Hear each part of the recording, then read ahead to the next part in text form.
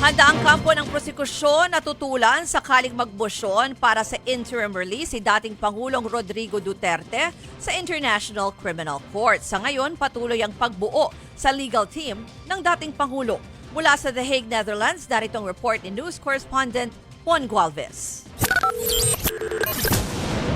Isang oras ding bumisita kahapon sa ICC Detention Center ang lead legal counsel na dating Pangulong Rodrigo Duterte na si Attorney Nicholas Kaufman. Nasa high spirit naman daw ang kanyang kliyente at nagpapasalamat sa mga taga-suportang nagtipon-tipon lalo nung kanyang kaarawan.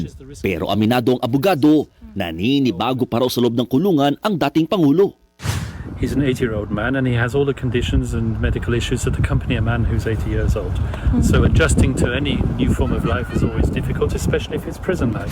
Wala pa ring mga kaanak at tanging mga abogado pa rin ng dating Pangulo ang dumalaw dito mula pa nung Biyernes. Habang nasa final touches na rin daw ngayon sina Kaufman sa pagbuo ng defense team ni Duterte. Aminado ang kampo ni dating Pangulong Duterte, wala naman makakapigil sa kahit sinong gusto magbigay ng opinyon o magsagawa ng demonstrasyon hinggil sa mga kasong kinakaharap nito sa ICC. Pero hiling daw mismo ni Digong sa publiko, huwag pa rin kalimutang irespeto o igalang ang judicial process.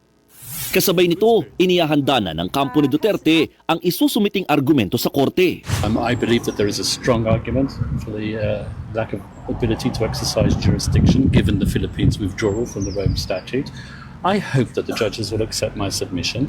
Bagamat pinag-iisipan, hindi pa raw muna nagsusumiti ng mosyon sina Kaufman para sa interim release ng dating Pangulo. Nakahanda naman agad ang kampo ng prosekusyon na tutulan ang ihirit na paglaya ni Duterte. At nakita naman ng pretrial chamber na kahit wala na sa kapangyarihan, si Mr. Duterte ay maimpluwensya pa rin po siya. Mayroon pa rin pong kapangyarihan ng kanyang pamilya.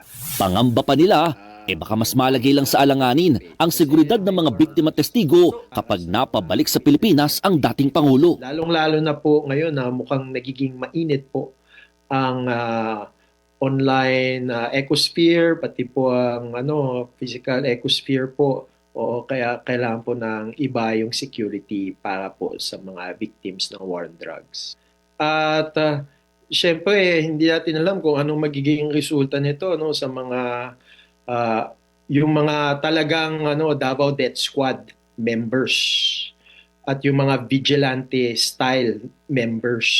Kinontra rin ng prosekusyon ang argumentong walang jurisdiksyon ng ICC sa kasong kinakaharap ng dating Pangulo. Sa katunayan, may tuturing daw na international crime ang crimes against humanity kaya dapat lang itong litisin sa The Hague. Nakahanda naman daw ang kampo ni Duterte na sagutin ang mga ito sa korte. Nagbabalita mula sa frontline, Mon Gualvez, News 5.